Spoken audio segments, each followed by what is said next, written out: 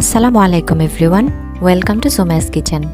আশা করছি আপনারা সবাই অনেক ভালো আছেন। আজকে আমি আপনাদের সাথে হালিম তৈরির একটি রেসিপি শেয়ার করব। রাঁধুনি রেডিমিক্স হালিম দিয়ে এই রেসিপিটা তৈরি করা হয়েছে। এটা কিন্তু রান্না করা খুবই সহজ আর খেতেও হয় দারুণ মজা। যারা কখনোই হালিম রান্না করেননি তারাও কিন্তু এটা খুব ইজিলি করতে পারবেন। চলুন তাহলে আমরা রেসিপিটি দেখে নিই। প্রথমে আমি নিয়ে নিয়েছি 2 কাপ ফুটন্ত গরম পানি। এবার আমি এর মধ্যে দিয়ে দিচ্ছি রাঁধুনি রেডিমিক্সের সর্ষের যে প্যাকেটটা থাকে সেই মিক্সচারটা এখানে আমি ঢেলে নিয়েছি। এবার এটাকে একটা হ্যান্ড হুইস্কের সাহায্যে ভালোভাবে নেড়ে মিশিয়ে নিচ্ছি।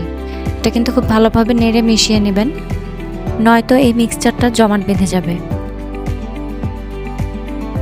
আমি এটাকে খুব ভালোভাবে নেড়ে মিশিয়ে নিয়েছি আর এটাকে এভাবেই ভিজিয়ে রেখে আমি বাকি কাজগুলো সেরে নিব। হালিমটা রান্না করার জন্য আমি বড় সাইজের একটি প্যান নিয়ে নিয়েছি আর এর মধ্যে দিয়ে দিচ্ছি পর্যাপ্ত পরিমাণ তেল। যেহেতু আমি পুরো 1 প্যাকেট হালিম রান্না করব তাই তেলের পরিমাণটা একটু বেশিই দিতে হবে। তেলটা কিছুটা গরম হয়ে আসার পর আমি এখানে দিয়ে দিচ্ছি 1 কাপ পরিমাণ পেঁয়াজ কুচি।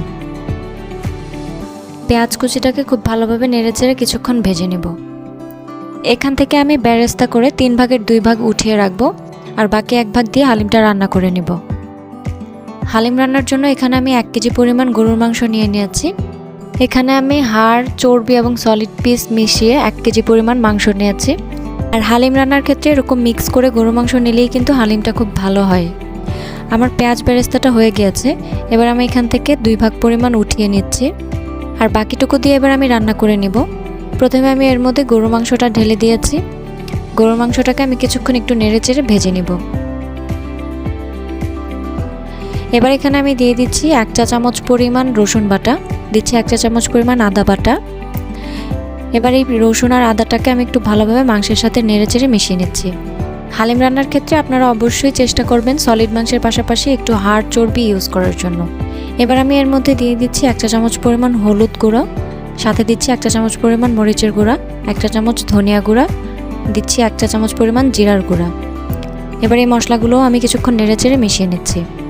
রাঁধুনি রেডিমিক্সের যে মশলার প্যাকেট আছে এর মধ্যে কিন্তু সব ধরনের মশলাই অ্যাড করা আছে, তবে আমি পার্সোনালি এরকম এক্সট্রা একটু মশলা অ্যাড করতে পছন্দ করি, এতে করে হালিমের টেস্টটা কিন্তু আরও ভালো আসে।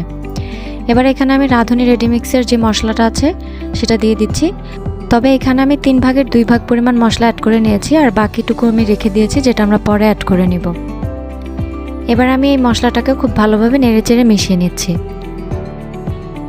মিডিয়াম আঁচে রেখে মাংসটাকে খুব ভালোভাবে কষিয়ে নিতে হবে। আপনারা চাইলে কিন্তু এক্সট্রা মশলা অ্যাড না করেও হালিমটা রান্না করতে পারেন, তবে আমি সাজেস্ট করব একটু টেস্ট বাড়ানোর জন্য এরকম অল্প করে কিছু মশলা নিজে থেকে অ্যাড করে নেবেন। দেখুন আমার মাংসটা কষে এসেছে। এবার মাংসটা সেদ্ধ হওয়ার জন্য এখানে আমি পানি অ্যাড করে নিব। এখানে আমি 1.5 কাপ পরিমাণ পানি অ্যাড করেছি আর এর মধ্যেই কিন্তু মাংসটা প্রায় 80% সেদ্ধ হয়ে যাবে। মাংসটা কিন্তু এখানে সেদ্ধ হবে, প্লাস আমরা যে হালিমের মিক্সচারটি দিয়ে রান্না করব ওখানেও কিছুটা সেদ্ধ হবে, তাই এখানে যে পুরোপুরি সেদ্ধ করতে হবে এমন কিন্তু কোনো ব্যাপার নেই। পানিটা দেওয়ার পর আমি আর একটু নেড়েচেড়ে মিশিয়ে দিচ্ছি। এবার চুলার আঁচ মিডিয়াম টু লোতে রেখে আমি এটাকে ঢেকে দিচ্ছি কিছুক্ষণের জন্য। 5 মিনিট পর ঢাকনা তুলে নিয়েছি। ঢাকনা তুলে নিয়ে আবারও একটু নেড়ে দিচ্ছি। একটু নেড়েচেড়ে মিশিয়ে দিয়ে আমি আবারও ঢাকনা দিয়ে ঢেকে দিচ্ছি। এভাবেই আমি মাংসটা রান্না করে নেব। দেখুন ঢাকনা তুলে নিয়েছি, মাংসটা কিন্তু সেদ্ধ হয়ে গিয়েছে। মাংসটাকে আরও কিছুক্ষণ একটু নেড়ে নিয়ে এখানে আমি হালিমের মিক্সচারটি অ্যাড করে দিব। আমি যে পানিতে ভিজিয়ে রেখেছিলাম মিক্সচারটি সেটা সবটাই এখানে ঢেলে দিয়েছি আর এটাও কিন্তু অনেকটাই সেদ্ধ হয়ে গিয়েছে গরম পানিতে রাখার কারণে। এবার আমি উপকরণগুলো খুব ভালোভাবে একটু নেড়েচেড়ে মিশিয়ে নিচ্ছি। 3 থেকে 4 মিনিট এভাবে রান্না করার পর আমি এখানে পর্যাপ্ত পরিমাণে পানি অ্যাড করে নিচ্ছি। পানি দেওয়ার পর আমি আবারও একটু নেড়ে মিশিয়ে নিচ্ছি।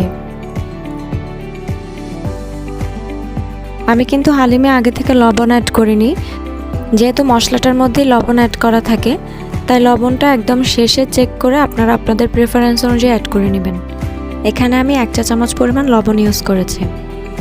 একটু নেড়েচেড়ে মিশিয়ে নিয়ে আমি চুলার আঁচটা একেবারে লোতে রেখে হালিমটাকে ঢাকনা দিয়ে ঢেকে দিচ্ছি। কিছুক্ষণ পর ঢাকনা তুলে নিয়ে আবারও আমি একটু নেড়ে নিব। হালিম রান্নার এ পর্যায়ে কিন্তু অবশ্যই একটু পরপর ঢাকনা তুলে বারবার নেড়ে দিতে হবে, নয়তো হালিমটা নিচে বসে যাওয়ার সম্ভাবনা থেকে যায়। আমি কিছুক্ষণ একটু নেড়ে নিয়েছি, আবারও ঢাকনা দিয়ে ঢেকে দিচ্ছি। আমি আবারও ঢাকনা উঠিয়ে নিচ্ছি। আর হালিমটা যখন অলমোস্ট হয়ে আসবে তখন আমি এই মশলাটাও অ্যাড করে নিচ্ছি। এটা কিন্তু রাঁধুনি রেডিমিক্স যে মশলাটা আছে সেটাকে আমি যে বাকি অংশটা রেখেছিলাম সেটা এখানে দিয়ে দিচ্ছি। মশলাটার কিছু অংশ এরকম শেষের দিকে অ্যাড করলে এটার ফ্লেভারটা খুবই স্ট্রং আসে আর খুব ভালোও লাগে। মশলা দেওয়ার পর আমি আবারও নেড়েচেড়ে রান্না করে নিচ্ছি। আমার হালিমটা কিন্তু রান্না হয়ে গেছে। এই অবস্থায় আমি এটাকে চুলা থেকে উঠিয়ে নিব, কারণ হালিমটা চুলা থেকে নামানোর পর কিন্তু আরও কিছুটা ঘন হয়ে যাবে। আমি গরম গরম এটা পরিবেশন করে নিচ্ছি। দেখুন হালিমের ঘনত্বটা ঠিক কেমন হবে, আশা করছি আপনারা দেখে বুঝতে পারছেন। এবার এখানে আমি সালাদ দিয়ে দিচ্ছি কুচি করে রাখা শসা, সাথে দিচ্ছি কাঁচামরিচ কুচি, তারপরে দিচ্ছি আদা কুচি, দিয়ে দিচ্ছি ধনেপাতা কুচি, আর শেষে দিয়ে দিচ্ছি পেঁয়াজ বেরেস্তা। আর হ্যাঁ, হালিম পরিবেশনে কিন্তু লেবুর রস অ্যাড করতে একদমই ভুলে যাবেন না। আমি এখানে লেবুর 2টি স্লাইস দিয়ে নিয়েছি। দেখুন হালিমটা দেখতেই কতটা লোভনীয় লাগছে। বাসায় তৈরি করা এই হালিমটা কিন্তু স্বাদে অনন্য। আর যেহেতু রাঁধুনি রেডিমিক্স আছে তাহলে তার কোনো ঝামেলাই নেই। বাসায় অবশ্যই ট্রাই করবেন, ট্রাই করে কমেন্ট বক্সে জানাবেন আপনাদের কাছে কেমন লেগেছে। আর এখন আমার চ্যানেলটি সাবস্ক্রাইব করে না থাকলে সাবস্ক্রাইব করে পাশে থাকা বেল আইকনটি প্রেস করে দিবেন। আল্লাহ হাফেজ।